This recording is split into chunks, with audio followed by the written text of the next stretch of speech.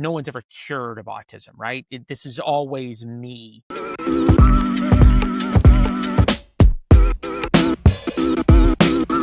Welcome back to The Unknowns. My name is Charlie Stone, and today we have Leland Vittert, anchor and national correspondent for NewsNation, kind of known as a balanced guy, right? So, Leland, thank you for coming on the show. Pleasure. Good to be here. Have you ever been called a balanced guy? Or is that Well, the new name of the terminology? show is On Balanced, or On Balance. I wish I had more balance in my golf game. Yeah. Right now I have right now it's Is it your unbalanced drive? towards the bad shots. No, it's just generally unbalanced Just towards the bad shots. okay. So Equal opportunity. both drive, short, and putting, not good. Yeah. Well, I'm intrigued by you because you come at it and you've taken some public stances. I mean, you certainly had some criticism about allegations of voter fraud in 2020, whereas now you're sort of supportive of Trump's deployment of troops in D.C. What's your paradigm in which to view things? Like, how are you reacting to news and taking positions? What's your sort of guiding light? Well, I think the guiding light really comes actually from where the book comes from, which is I wrote a story about my father's and my relationship. A lot of people have called it a memoir. Really, it's about him and him raising me when I was diagnosed with autism at a very young age, what we now know is autism. And he became my best friend, my only friend, my coach. So most of my philosophy comes from him, which was never political. It was always about doing the right thing. And in the book, one of the reasons Dad said that he took such a intense interest in me and raising me and in the way he did was because of what happened with his dad. He lost his dad at 16, the defining moment in his life, and he carried around, still does, the letter from his father. And we put in the book the letter from his dad that my dad got the night my grandfather died, and it talked about how a man is defined by his character, not by his achievements or accolades. So that's really been my defining point and North Star always has not been political, but has been to live up to that example from my dad about telling the truth, standing up for people who can't stand up for themselves, and having a having a vision of the world that revolves around sort of what's good and a complete and total devotion and love of America. Let's step back. You raised some obviously issues, and so explore those. So when were you diagnosed with autism, and what was the diagnosis? So this is 1982. I was born. 1986. It's very apparent that I'm a very different kind of kid. Back then, unless you had what we now know to be profound autism, they didn't diagnose you with autism. It wasn't known to be a spectrum. So I was diagnosed with profound developmental disorder, with social blindness, all these things that are now on the autism spectrum. In the IQ test they gave kids back then, you had two halves to the test. So on one half, I was genius level. On the other half, I was what they called then mentally retarded. Typically, a 20-point spread in the two scores represent a learning disability. I had about an 80-point score. So the moment in the book when the folks tell my dad that and my mom that, the psychologist who did the test said it's very difficult to know what's going on inside that kid's mind, which was my mind. And my dad goes, well, is there anything we can do? And the woman goes, generally not, which is sort of the philosophy then and the philosophy now to parents. You just should love your kid for who they are and let them be them. And my dad goes, really? Nothing? And she goes, well, generally not. But, the kid has to be smart, which in certain ways I was. More importantly, I listened to my dad. And second of all, the kid has to really want it. They have to want to be different than they are. And that meant my dad, and sort of by example after example, I show you in the book, how my dad sort of taught me that my instincts socially were wrong and how to adapt and live in the real world. So what what were you feeling and what were you sort of people looking at you exhibiting as far as your social skills? Oh, so, when I was on a family vacation, I was 6 or 7, and you I tell the story in the book. The book's called Born Lucky because my nickname was Lucky when I was born. Very lucky to be alive when I was born. And, there was a little pickup soccer game at this dude ranch my parents had taken to me, and I was running into kids on the soccer field. I was horribly uncoordinated, but also it was very clear that whatever social rhythms existed in groups of kids, I just didn't have. Um, you know, I was repellent to kids my own age. Some magnets attract, I repelled them. So then I was in 5th grade, and I tell the story of my father coming to the little elementary school I went to. I was horribly bullied and had a horrible time at school. The teachers all wrote that, in my report cards, I needed to spend time with kids outside of the classroom. Irony, I never got invited to spend time with any kids outside of the classroom, no birthday parties or anything. But he shows up in 5th grade and he finds that the gym teacher had put me with all the girls because I just couldn't get along and had such issues. So I think that may answer your question. Well, you certainly didn't pick a career where you could hide, right? So give me a sense of that evolution where did you find Yeah. the confidence to do that? And specifically when you're on air live, for instance, are there moments where you feel like, do you have to correct yourself? Is Yeah. there some sort Sure. of, yeah, give me a sense of that. Yeah. Look, and I think a lot of people feel like, you know, well, you can't cure autism. No kidding.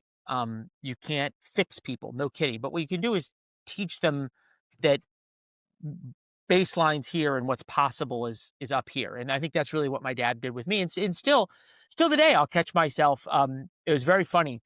Um, my dad used to always tell me, you're not funny. Don't try to tell jokes. And there'll be times on TV I'll try to tell a joke or I'll try to make a quip and it doesn't land. I'm thinking to myself, Dad was right. Or I'll be talking to somebody and just clearly not catch the rhythm that they want to move on from the conversation. I'm still talking, and I'll think afterwards, like, there you go, that's that. When I was a kid, and there's this moment in the book where I have no friends. My dad's my only friend, and I really want to go to dinner with him and his friends because adults would listen to me and I could talk politics with them, which I was always interested in. And he said, "Okay, you can come, but when you see me tap my watch, you have to stop talking." So I'd be talking and, trying to entertain the table with stories and questions and badgering the adults about whatever.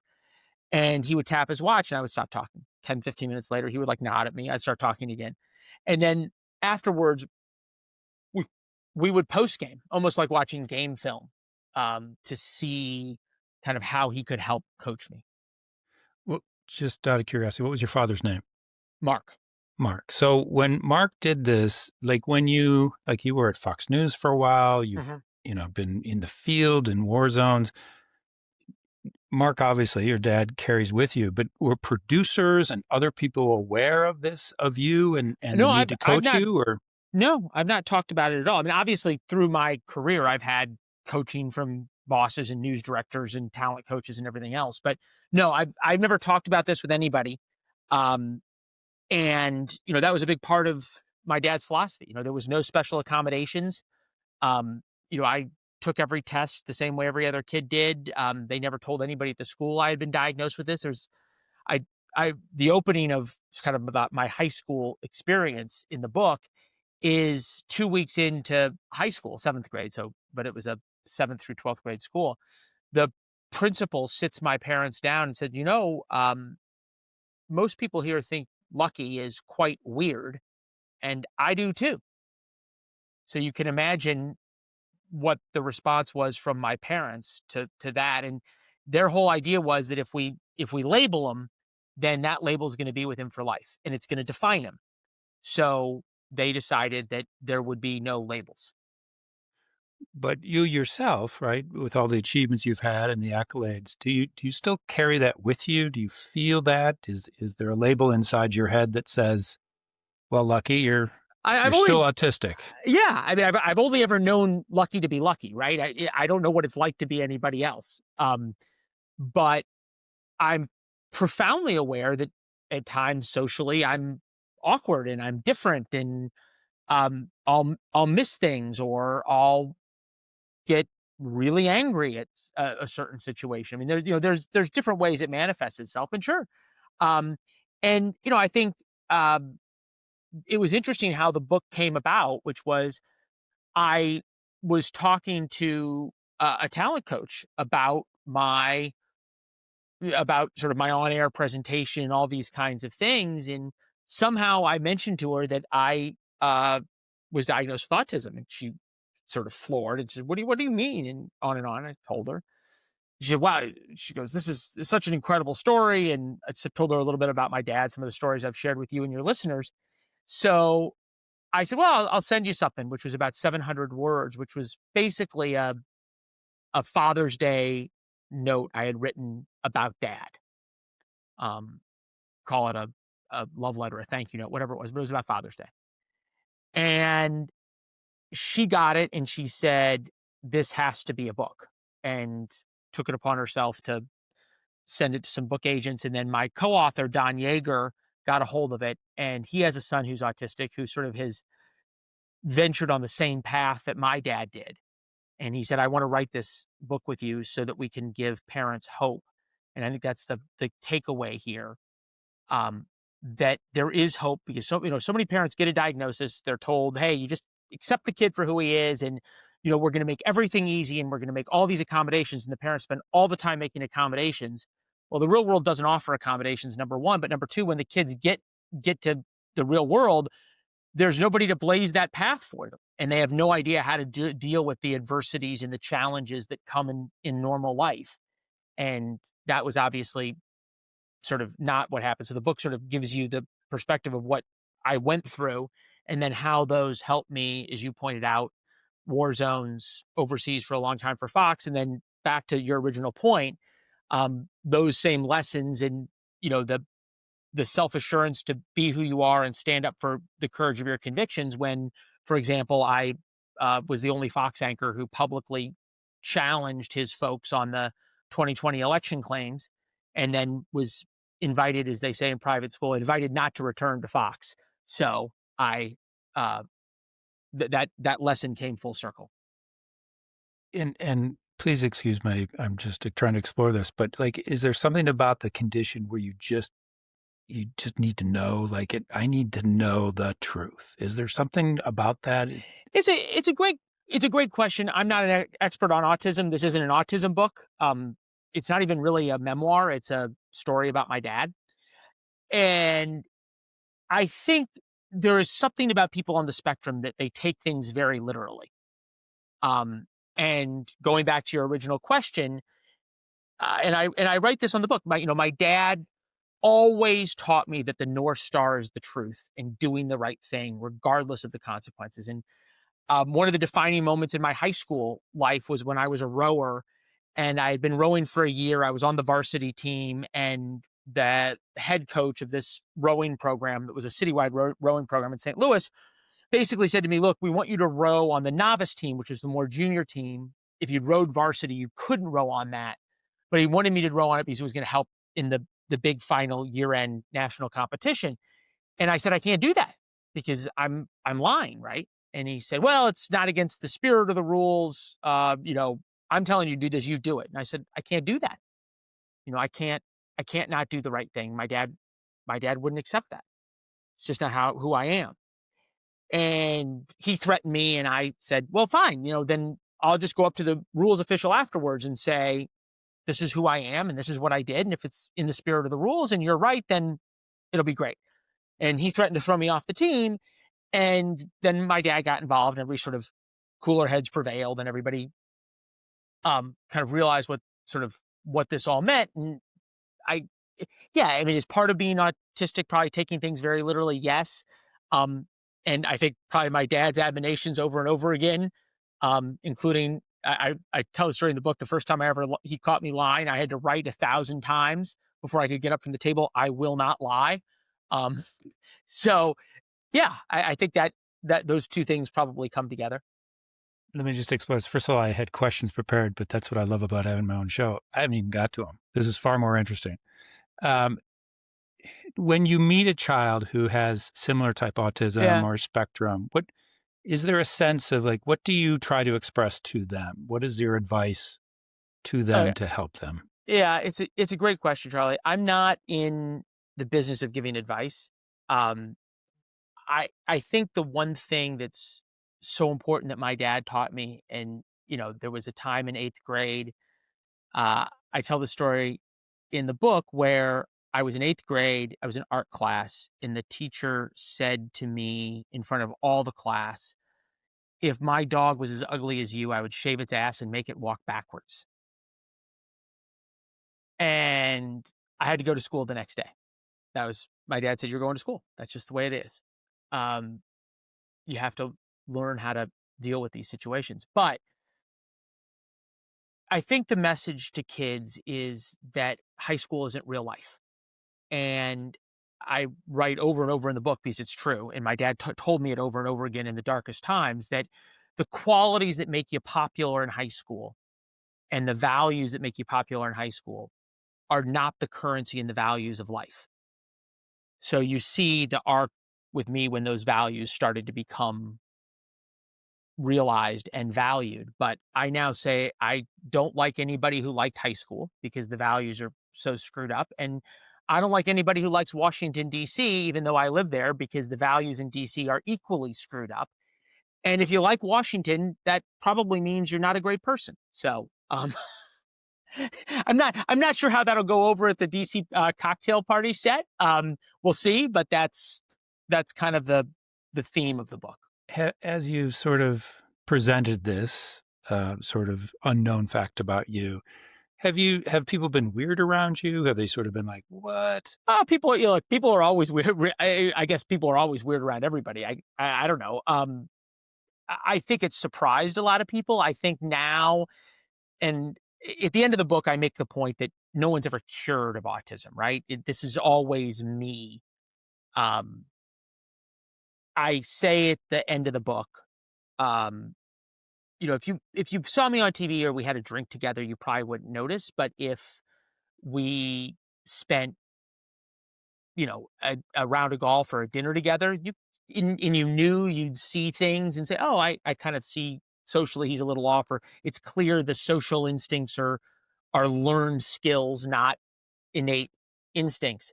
I don't think anybody's treated me any differently. Um, but I I never went to therapy. My parents didn't tell anybody of this diagnosis. Anybody. Uh, including the school, including me for a long time, because they didn't want me to think I was different. And so now I feel like I'm going to therapy on national television, which is an interesting experience. It's so important to, and I think you'd be aligned with what I'm going to say, is the sense of empathy, right? Yeah, Not sympathy, where sympathy is sort of like you don't understand, but empathy for parents who have kids similar to you or sure. you going through high school.